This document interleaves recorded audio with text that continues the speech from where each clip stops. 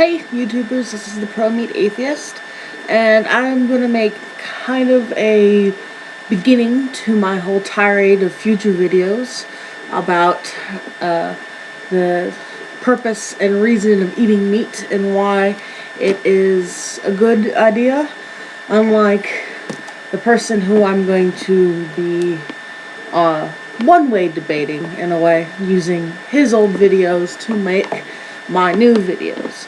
The one person that I'm going to be conversing at, or talking at, or about, is the YouTuber known as Onision, famous for his dramatic lifestyle and his very odd vegetarian views and his annoying views. If you want to know more about his dramatic life, there's some really great videos by the YouTuber by the name of Mr. Repsion. But this video, I'm sticking to Onision's ridiculous view of vegetarianism. I am a zoologist, as I've stated before.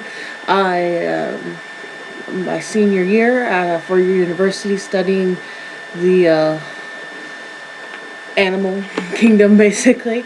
But one of my classes I took was a agricultural animal production class 101, and this was our textbook, was the scientific form of animal production, a introduction to animal science, fun stuff. But there's a quote in this book I really love, and I'm going to start out this video with, and it goes as follows. Besides the nutritional advantages, a major reason for human use of animals for food is that most countries have land areas unsuitable for growing cultivated crops. Approximately 2/3 of the world's agricultural land is permeated pasture, range, and meadow. Of this, about 60% is unusable for producing cultivated crops that would be consumed directly by humans. This land, however, can produce feed in the form of grass and other vegetation that is digestible by grazing ruminant animals, the most important of which are cattle and sheep. These animals can harvest and convert the vegetation, which is for the most part indigestible by humans, to high-quality protein food.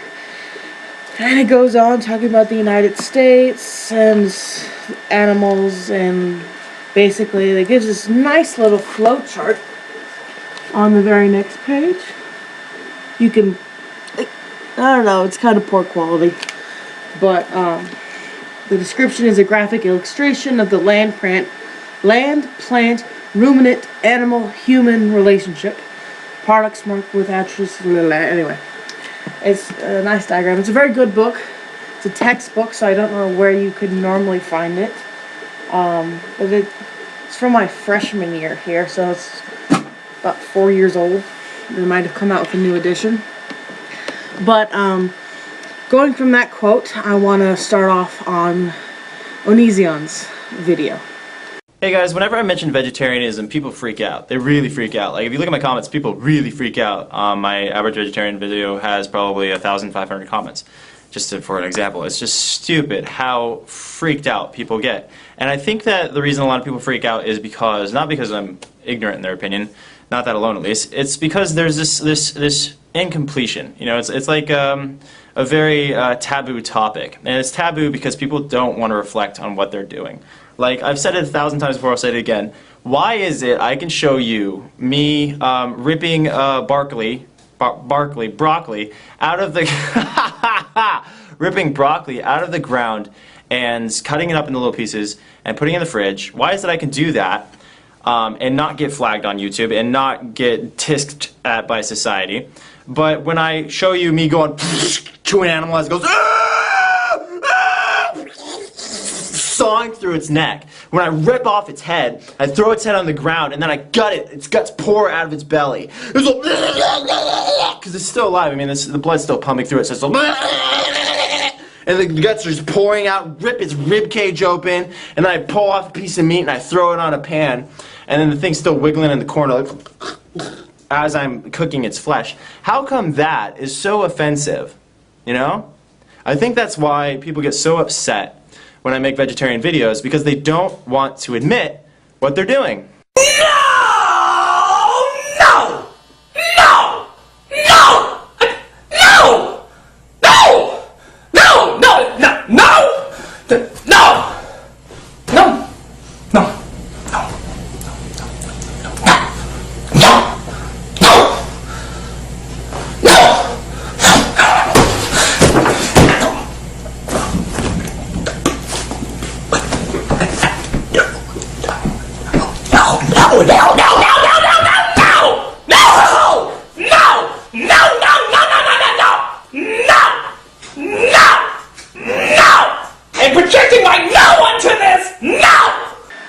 Gotta love all the no's, and I personally enjoyed putting that no clip in there. The little quote at the bottom saying this guy from theglasses.com. I'm not sure exactly where it came from, but I found it online, and it's perfect for that situation. I don't know where Onision gets his facts, and I don't know if he still is this ignorant. Because I don't watch his videos. I look up very little when it comes to him, and it's just when I see these random videos pop up. I think where I got this video is from an Amazing Atheist video, and it was just in the side thingy. It's like, you should watch one of these, and it's like, well, no, and stuff like that. But if that's what Onision thinks is going on inside of a slaughterhouse, he is dead fucking wrong. And I mean that in the highest way. That's not what happens in a slaughterhouse whatsoever. And I should know, I've been into a few myself. The FDA approved ones that are, watched over by veterinarians. I mean, good, humane slaughterhouses that are run well have veterinarians that work at the slaughterhouse to make sure the animals are dying in a humane way, and that they're not being tortured or hurt, and that they're being fed and taken care of well before being slaughtered. My freshman year in my animal science class, we went to a slaughterhouse. That was one of our labs one day. We had a weekly lab. Like, one day we'd be going to the swine center or to the dairy cow center. One day we went to a slaughterhouse. So we watched a couple pigs and a cow getting butchered. They let us, touch the animals while they're alive, letting us feed them, so that, we could get the full immersion of what slaughterhouse people have to go through, what these workers and veterinarians have to do on a regular basis. So after we, got into the slaughterhouse, and after we, fed some of the animals, they showed us how they killed them. They walked one of the pigs into a kind of trough so that they could pick it up, and it wouldn't pick it up so its feet wouldn't touch the ground. And what they did is they take a probe that's got a near lethal dosage of volts going through it, and they stick it behind the animal's ear and electrocute them, and basically putting them into an unconscious seizure. Basically, the animal's brain dead at this point. It felt none of the pain, and it's not suffering as it's, seizing on the ground. But it's been proven to be humane because the animal's not feeling the pain. It's just electricity running through the nervous system that's causing this movement. I mean, as Onision's like, blah, the animal's not feeling it. With the brain disconnected from the body, there's no way it can feel it. The seizing is actually just from electricity running through the nervous system and through the muscles, causing them to tense and relax at random intervals. And so what they do next is usually they cut open at the throat, chain the animal up by its back legs, and quickly let it bleed out. That's a kosher thing to do. That's usually what they have to do within the first few moments of death. Is that animal has to be bled out almost immediately, and that's what they do in a humane place. I mean, there are places that are really bad that do not treat their animals well and kill them in very poor ways. But in a humane place, it's not a terrible way to die for an animal that is bred for this sort of thing. But after, bleeding out and everything, that's when the animal's truly dead. They can no longer feel pain, and even if the carcass is still twitching, it's only a carcass. There's no pain it can feel. It's gone. Whatever this animal was, whatever consciousness it once had, is gone. And so by that point, why waste it? So, I mean, it's obnoxious to me that he thinks that, this animal is feeling all this pain when it's truly not.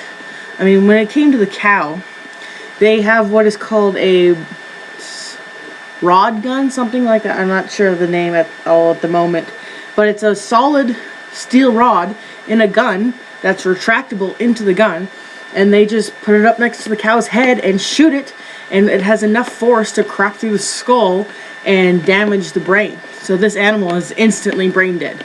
Again, no pain for the animal.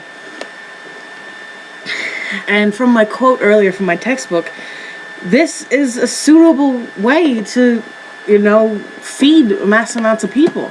I mean, just because, we have miles and miles of acreage of, wheat farms and potato farms doesn't mean we can feed that many people with it. There's more land all across the world that's better suited for ruminant plants than there are for us omnivores and carnivores. And so I have no issue with eating an animal. I know exactly where it came from. I know exactly that it got killed, and that I'm consuming the flesh of another creature. This is, I was raised this way. My parents always, when they slap down a steak or some chicken nuggets in front of me, they're like, "You're eating the flesh of another animal. Recognize that." And I do recognize that. I've seen animals get slaughtered. The same pig that I saw slaughtered one week, I was eating its body in the sausage the next week. We went back to the slaughterhouse and we watched them carve up the same pig that we got to see slaughtered. So maybe some people have issue with that, but personally, I have no issue with eating an animal I saw get killed. Anyway, since I'm not, a YouTube partner or anything like that, I can't have a video over 15 minutes. So this is going to be part one, if I can do math, and I will continue with this same video in part 2. And then this is going to be, a series of mine confronting vegetarians and vegans that I find ridiculous and annoying. So anyway, I'll talk at you guys later. This is the Pro Meat Atheist. Night.